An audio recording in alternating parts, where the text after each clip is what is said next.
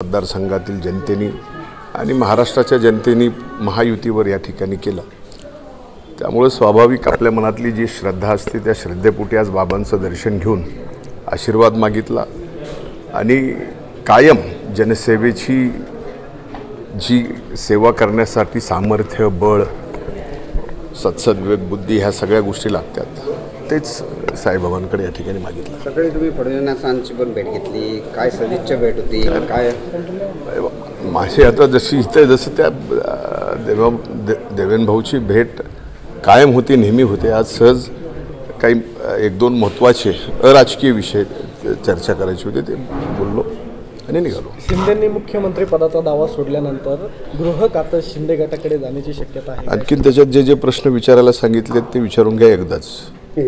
टप्प्याटप्प्याने विचारा। या बाबतीमध्ये सर्व वरिष्ठ नेते आमचे बसलेत। आदरणीय आमचे राष्ट्रीय अध्यक्ष दादा चर्चेत आहेत, आदरणीय एकनाथरावजी शिंदे साहेब आहेत आणि भारतीय जनता पार्टीसुद्धा सर्व नेते त्या ठिकाणी चर्चा करत आहेत। त्यामुळं या बाबतीमध्ये महायुतीच्या सर्व नेत्यांनी एकत्रित मिळून जे काही निर्णय घेतील तो निर्णय सर्वांना मान्य असेल। सगळ्यात चर्चेत विषय सध्या EVM बाबत शंका उपस्थित केली जाते। 5 नंतर मतांची टक्केवारी कशी वाढली, 1,38,000 मते कशी पडली, अशा अनेक बघा, म्हणजे तुम्ही ज्यावेळेस लोकसभेत जिंकता त्यावेळेस तुम्हाला कोणी जिंकवलं तर जनतेने, ज्यावेळेस विधानसभेत तुम्ही हरता त्यावेळेस तुमची हार EVMमुळे झाली। असा जो काही भाबडेपणा चालला हे महाराष्ट्राच्या जनतेला कळून चुकलं आहे। एखाद्या बूथवर 8 वाजेपर्यंत मतदान कसं चाललं, तर त्या बूथवर जर मतदान मशीनवर 1400 त्या बूथवर 1500 असेल तर स्वाभाविक ती मशीन स्लो चालते आणि त्यात रांगा लागलेल्या असतात आणि जोपर्यंत ती शेवटचा माणूस रांगेतला संपत नाही तोपर्यंत त्याचं मतदान करून घेणं हे कायदा आहे। त्यामुळं याच्यात उशिरा मतदान कसं झालं, हे कसं झालं याला बोलण्यात अर्थ नाही।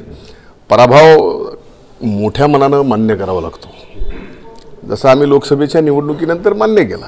आम्ही काही त्यावेळेस EVM बोललो नाही,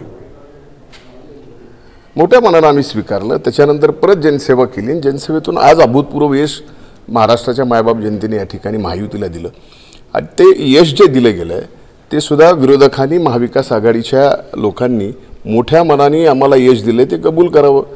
EVM मध्ये हे ते याला काय अर्थ नाही।